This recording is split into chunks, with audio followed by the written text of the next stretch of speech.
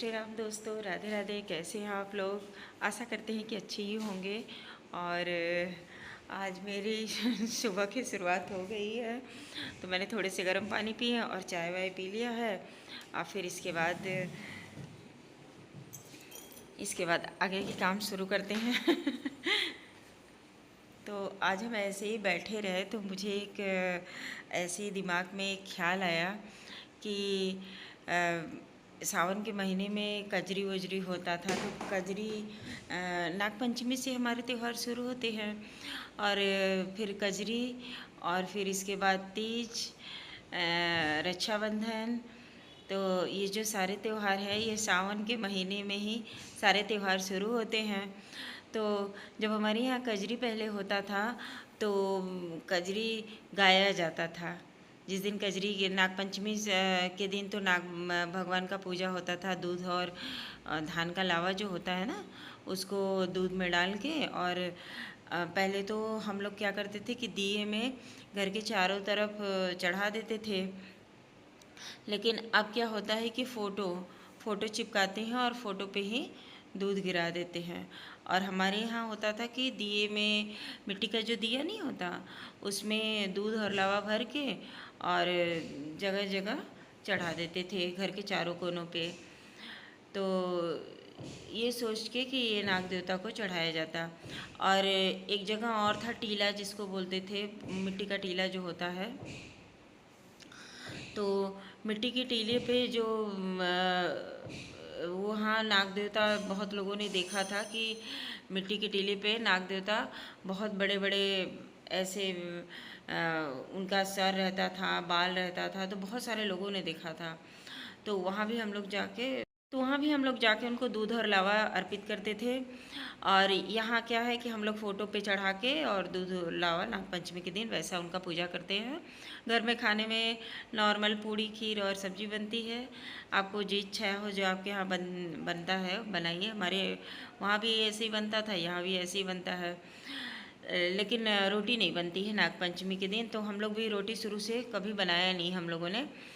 तो पता भी नहीं था। अब जाके जो पता चलता है कि रोटी सही में नहीं बनती है नागपंचमी पे। फिर इसके बाद अब नागपंचमी का त्यौहार आने वाला है, इसलिए हम नागपंचमी के बारे में बता रहे हैं। तो नागपंचमी के बाद कजरी में हम लोग क्या करते थे कि कजरी लोग गाते थे। और इसके बाद मिट्टी का तालाब या पोखरे से मिट्टी लाते थे। तो तालाब और पोखरे से मिट्टी लाके एक पिंड का रूप देते हैं उसको। और उसमें 5 दाने जो हैं, पहले गेहूं के लगाते थे हम लोग, और फिर बाकी जो दाने थे वो जौ के लगाते थे। तो वो रति जग्गा के दिन तक, मतलब रति जग्गा के बाद जो सुबह पड़ता है, उसके बाद हम लोग रखते थे। और फिर उस दिन जाके वो पोखरे की ही मिट्टी से हम लोग बनाते थे पिंड जैसा। फिर उसी में सब 5 दाना गेहूं और उसके ऊपर नीचे नीचे पूरा ऐसे लाइन लाइन करके जौ लगाते थे। और फिर इसके बाद क्या करते थे हम लोग कि जब रत जग्गा की सुबह होती थी तो उसको जाके हम लोग उसमें डुबो देते थे। नागपंचमी के दिन लाते थे और रति जग्गा के बाद जो कजरी पड़ती है उसमें जाके पोखरे में डुबो के, और जो उसका जरी रहता था वो अपने भाई, पिता, भगवान जी को चढ़ाते हुए पहले हम लोग, और फिर भाई और पिता सबको कान पे ऐसे बांधते थे और वो हम लोगों को कुछ पैसे देते थे। पहले मतलब ऐसे रिवाज था। और अब तो हमको लग रहा है कि गाँव में भी ये सब जो रिवाज थे ना, अब ये सब सारे रिवाज लुप्त होते जा रहे हैं जैसे। तो मतलब ये जो पहले की प्रथाएं थी, वो थी। इतने बिजी शेड्यूल हो गए हैं गांव के भी बच्चों के कि अब सब ये सब सारी प्रथा जो है वो सब लगभग खो गया है जैसे लग रहा है। मैं अभी गई थी गाँव ना, तो मैंने पूछा कि क्या अभी भी होता है कजरी उजरी। तो लोगों ने कहा कि नहीं, अब नहीं होता है बुआ जी, पहले आप लोगों के समय होता था, अब बच्चे नहीं करते हैं ये सब। तो वही सोच के बड़ा अजीब लगा कि हम लोगों को कितना अंदर उत्साह रहता था। अब बच्चे गांव में भी सीमित ही रह गए हैं। और पहले कितना उत्साह, इतना मन में उमंग रहता था कि अब मतलब नागपंचमी के आ गया है, अब जरई बोना है, फिर इसके बाद कजरी के दिन उसको डिबोना है और सबके कान पे बांधेंगे। तो सब लोग कुछ मतलब हम लोग आशीर्वाद देते थे वो कान पे बांध के उनकी लंबी आयु के लिए। वैसे तो जिस भगवान ने जितनी जिसकी आयु उम्र लिखी है उतनी ही रहेगी, लेकिन एक होता है, अभी भी नेपाल में ये रिवाज है। नेपाल में कान पे जरई बांधा जाता है, क्योंकि मैंने बहुत सारे लोगों का वीडियो देखा है कि जो नेपाली लोग हैं अभी भी उस जो पहले की उनकी प्रथाएं थी वो लोग अभी भी फॉलो करते हैं। लेकिन हमारे यहाँ क्या है कि जो नई पीढ़ी है, जेन जी जिसको कह रहे हैं, वो नई पीढ़ी ने ये सारी प्रथाओं का जैसे बंद कर दिया है, अंत कर दिया है। अब वो लोग ये प्रथाएं करते नहीं हैं, लेकिन हम लोगों के समय में ये प्रथाएं थी। फिर कजरी का बहुत ही उत्साह था, तो मैं कजरी का बार बार नाम ले रही हूँ। तो जैसे हम लोग कुआं पे जितने दिन 10 दिन की 15 दिन का होता था नागपंचमी से लेके और कजरी वाले दिन तक, तो उतने दिन हम लोग डेली कजरी गाने जाते थे कुआं पे। बहुत सारे लोग थे, मतलब बूढ़ी औरतें भी रहती थी उसमें, कोई बड़की माई तो कौनो भौजी, ये सब सभी लोग रहते थे और हम सब बच्चे थे। तो हम लोग कम से कम 1-1:30 बजे तक, कभी कभी 12:30 बजे तक ऐसे कजरी गाते थे। जैसे ही घर में सब लोग खाना वाना खा ले, सबका खाना पीना हो जाए, तो कुएं पर हम लोग पहुंच जाते थे और इतनी रात तक हम लोग कजरी खेलते थे सभी लोग। पहले का ज़माना भी बहुत अच्छा रहता था, तो इतने सारे देर तक हम लोग कजरी खेलते थे। और वो लोग भी, बूढ़ी औरतें भी हम लोगों के साथ, जब तक हम लोग घर नहीं आ जाते थे, मतलब अपने अपने घर ना चले जाएं, तब तक वो लोग भी। तो मैं आपको एक कजरी सुनाती हूँ। मैं वैसे तो बहुत साल हो गए हैं, मैं लगभग भूल चुकी हूँ, याद ही नहीं रहा, क्योंकि यहाँ कभी गाने वाने का मौका मिला नहीं, कजरी वजरी तो याद नहीं रहा। एक हमको थोड़ा सा याद है, जैसे लोग कहते थे कि पार्वती जी और शंकर जी में एक दिन शर्त लगी कि भक्त हमें चाहते हैं। पार्वती जी बोली कि भक्त मुझे चाहते हैं, और भोलेनाथ बोले कि भक्त मुझे चाहते हैं सबसे ज़्यादा। तो उन एक दूसरे में बातें करते हुए पार्वती जी शंकर जी बहस जैसी ये सब बातें होने लगी। तो माँ पार्वती और महादेव ने ये आपस में बातें किया कि चलो हम लोग खुद ही देख लेते हैं कि कौन हमको सबसे ज़्यादा चाहता है। तो माँ पार्वती जो थी ना, वो एकदम सोने के समान खूबसूरत बन गई, अच्छी साड़ियाँ, अच्छे आभूषण, सब कुछ अच्छा अच्छा पहन के पार्वती जी ऐसे तैयार हो गई। और महादेव जो थे वो कोढ़ी के रूप में बन गए। तो मैं उसको अपने लोक भाषा में गा के सुनाती हूँ आपको। पार्वती महादेव का बयान सुनो, जरा धर के ध्यान सुनो ना। पार्वती महादेव का बयान सुनो, जरा धर के ध्यान सुनो ना।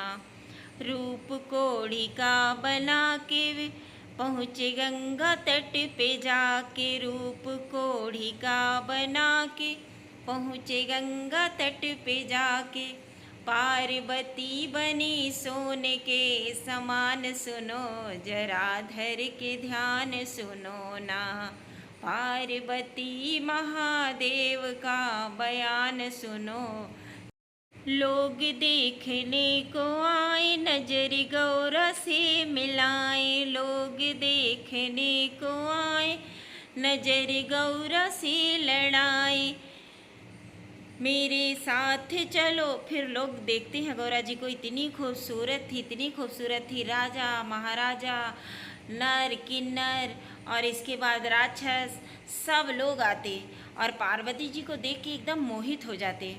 और उनसे फिर कह रहे हैं सब लोग जो आए हैं, राक्षस और राक्षसगण, देवगण, और इसके बाद सभी लोग। देवताओं को तो पता था कि माँ पार्वती थी हैं ये, लेकिन तब भी इतनी खूबसूरत माँ पार्वती, मतलब अपने रूप को इतना सुंदर बना ली थी माँ जी कि सभी मोहित हो जा रहे थे उनको देख के।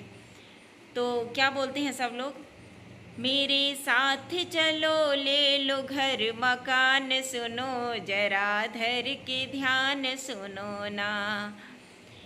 एक भक्त तुरंत आया, शिव को गले से लगाया। एक भक्त तुरंत आया, शिव को गले से लगाया। कोढ़ दूर हुआ सारा जहान, सुनो जरा धर के ध्यान सुनो ना। माँ हर्षित हो रही थी, एकदम फूलों ने समा रही थी कि सारे लोग मुझे ही चाह रहे हैं, भगवान शंकर को तो कोई पूछ ही नहीं रहा है। उसी समय उतनी भीड़ में से एक भक्त दौड़ के आया और भगवान शंकर को गले लगाया। जैसे ही गले लगाया भक्त ने, तैसे ही भगवान शंकर जो थे अपने कोढ़ी का रूप त्याग दिए और माँ पार्वती और शंकर जी दोनों सबके प्रत्यक्ष हो गए। और सब लोगों ने देखा तो भोलेनाथ की महिमा बहुत। तो फिर क्या है कि भगवान भोलेनाथ यही कहते हैं कि जैसे मुझे पहचानने की देरी है। अगर कोई भक्त, भगवान किसी भी रूप में आ सकते हैं, नहीं लोग कहते हैं कि भगवान किसी भी रूप में आ जाते हैं, बस हमारी नज़र पहचानने की होती है। तो आजकल भगवान को पहचान लेना बहुत बड़ी बात होती है, क्योंकि बहुत आपके अंदर बहुत बड़ी श्रद्धा होगी, बहुत बड़े भक्त होंगे तभी पहचान पाएंगे। क्योंकि भगवान किसी भी रूप में आएंगे, ऐसे रूप में आते हैं कि आप भक्त होते भी हुए भी उनको ना पहचान पाएँ। जैसे कि अभी आपने सुना ही मेरे कजरी में, तो आप बहुत बड़े भक्त होंगे तभी भगवान को पहचान पाएंगे। तो ऐसे ही होता था। और भी बहुत सारा वो क्या बोलते हैं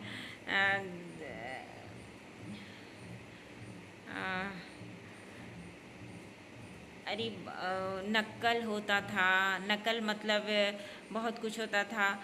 नकल में कोई जोगी बनता था, कोई लड़की बनता था। ये सब 2-3 घंटे में होता था और अच्छा लगता था। तो उसमें भी एक था, जोगिया का बसूरिया बड़ी सुहावन मोरी माई हो कहतू तो जोगिया संगवा जाइत मोरी माई हो। मतलब ये भी कजरी था। ये शायद मुझे पूरा याद नहीं था, इसको नक्कल बोलते थे। तो ये मुझे थोड़ा ही याद होगा, पूरा याद नहीं होगा। तो इसको मैं कभी किसी से पूछूंगी, फिर इसके बाद गाऊंगी। भजन तो मेरी माँ ने जितने भी गाए हैं सब मुझे भजन याद है, लेकिन कभी मौका मिलेगा तो मैं आपको अब वो सब सारी भजन सुनाऊंगी। अभी तो मैं जो करती हूँ भगवान का मंत्र वंत्र ही थोड़ा बहुत सब याद करके रखे हैं। ये सब बातें जो होती हैं थोड़ी सीक्रेट होनी चाहिए, लेकिन मैं आप लोगों से शेयर कर देती हूँ कि अगर मैं ना रहूँ तो ये सब मेरी बातें जो बातें हैं इसमें सब सेफ रहें।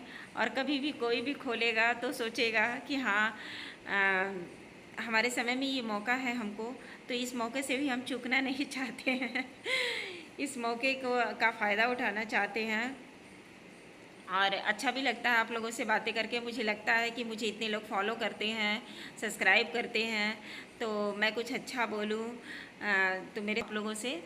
और कभी और मौका मिलेगा तो और भी कोई कजरी मुझे याद होगा तो मैं आप लोगों को सुनाऊंगी, क्योंकि बहुत सारी कजरी सावन की बहुत ऐसी यादें हैं, बहुत ऐसी यादें हैं कि हम लोग बता तो रहे हैं आपसे कि 9 बजे 10 बजे से स्टार्ट होता था कजरी, तो 2 बजे 1:30 बजे तक होता था सारा कजरी। मतलब सब गाने के बाद, नक्कल गाने के बाद, फिर इसके बाद जो है एक ये भी था।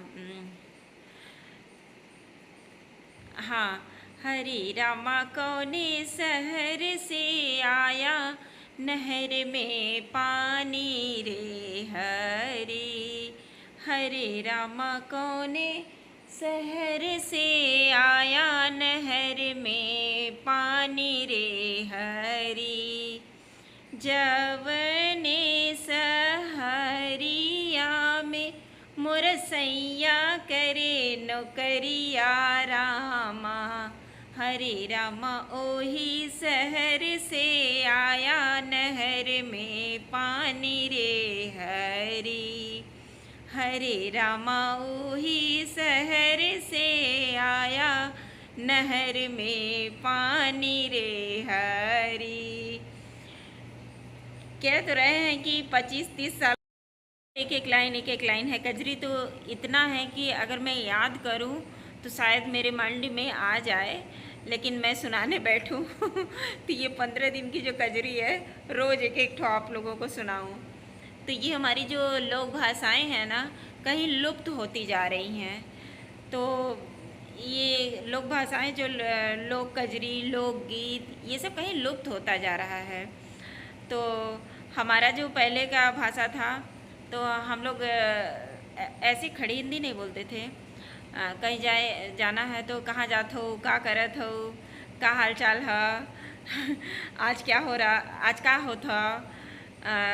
जैसे जुबान भी पहले जैसा नहीं रहा, तो कुछ चेंजिंग आ गई हैं। नहीं तो बहुत हम लोग ऐसी ही बातें करते थे। का हो, का हाल चाल है, कहाँ जात हो का काम करे के हा, आज का खाना बनल है, आज का खैलू है तू लोग, है काम करे के हा कि नहीं, ये भैल कि नहीं। मतलब ऐसे ही आज भी हम लोग गांव जाते हैं तो वैसे ही बोलते हैं, का भौजी का हाल चाल है ये सब बातें जो है ना, अच्छा लगता है, अपनापन लगता है। जैसे बनावटीपन नहीं लगता है। हम लोग तो जो जो ज़िंदगी जिए हैं वैसे ही आज भी वैसे ही हैं, और अभी भी जाते हैं। जैसे आप समझ लीजिए कि मायके और ससुराल में थोड़ा काफ़ी अंतर हो जाता है। आपको बहुत फ्रीडम मिल जाए तो भी जो जिम्मेदारियां नहीं होती हैं मायके में, वो जिम्मेदारियां ससुराल में मिलती हैं। तो वहाँ एक कोई जिम्मेदारियां नहीं रहती हैं। तो ऐसे ही बिंदास रहता है जीवन सबका। पर मैंने बहुत बार सोचा कि अब मेरी माँ नहीं है, मैंने बहुत बार सोचा कि माँ से ये सब लिखवा लूँ, सोहर, कजरी, ब्याह का गीत, सब कुछ। क्योंकि अब क्या है ना कि आप ये समझ सकते हैं कि अगर कोई बहुत बुजुर्ग है तो ही उसी को याद है ये शादी ब्याह, रस्म रिवाज। नए ज़माने में कुछ किसी को रस्म रिवाज याद ही नहीं है। हम लोग को खुद ही सोहर नहीं आते हैं। सोचिए, ऐसा नहीं कि सीखे तो ना आए, क्योंकि हम भाई गांव से हैं तो हमें तो आएगा ही, हम सीख लेंगे तो। लेकिन शादी ब्याह और सोहर, ये सब बंदा लचारी, बहुत सारे ऐसे गाने होते थे। मेरी माँ को तो हज़ारों हज़ारों गाने याद थे सब। लेकिन अब क्या है कि सब जैसे भूल गया है, मुझे भूल गया है। क्योंकि मैंने अगर माँ के साथ जाती थी या घर में शादी ब्याह पड़ता था तो सब लोग गाते थे तो याद रहता था। लेकिन इधर आने के बाद महीनों भर शादी हुआ तो महीनों भर पहले लोग आ गए, और लान वान नहीं था, लोग घरों में ही शादी करते थे अपने। सारी रस्म घरे में होती थी। द्वार पूजा द्वारे पे लगा था, सब कुछ घरे पे होता है, मतलब हो। लेकिन अब क्या है कि अब सब लुप्त। अरे खुला हुआ है, नहीं यार बंद नहीं है, खुला है।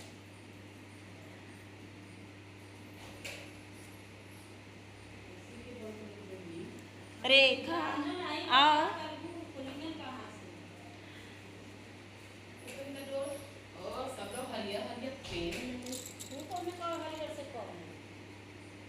भैया इधर हरी चूड़ियों की बात हो रही है तो मैंने हरा नेल पेंट भी लगाया, हरी चूड़ियाँ भी पहनी हैं, और इधर दोनों लोग, ये लोग भी हरा हरा पहन के घूम रही हैं।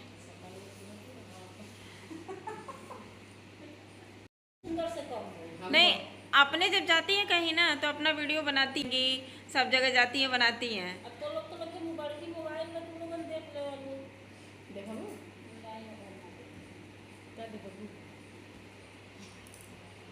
बनाई है, ठीक है। हाय हेलो, ठीक है। देखें, हाय हेलो करने के लिए हाय गाइस, हेलो गाइस। देखिए दोस्तों, जैसा कि मैंने कहा ना कि ये सब सारे रिवाज जैसे ख़त्म होते जा रहे। तो गाइस ज़्यादा कुछ ना बोलते हुए अपने वीडियो को हम यहीं पे करते हैं एंड, क्योंकि मुझे कुछ काम है और हस्बैंड के लिए चाय बनाना है, शाम का हो गया है टाइम तो, और मुझे मार्केट भी जाना है। तो अपने वीडियो को यहीं एंड करते हैं। बाय बाय, जय श्री राम, राधे राधे। अगर आपको मेरा ये वीडियो पसंद आया हो तो जो समझ में आए आपको वो करिएगा। जय श्री राम, राधे राधे।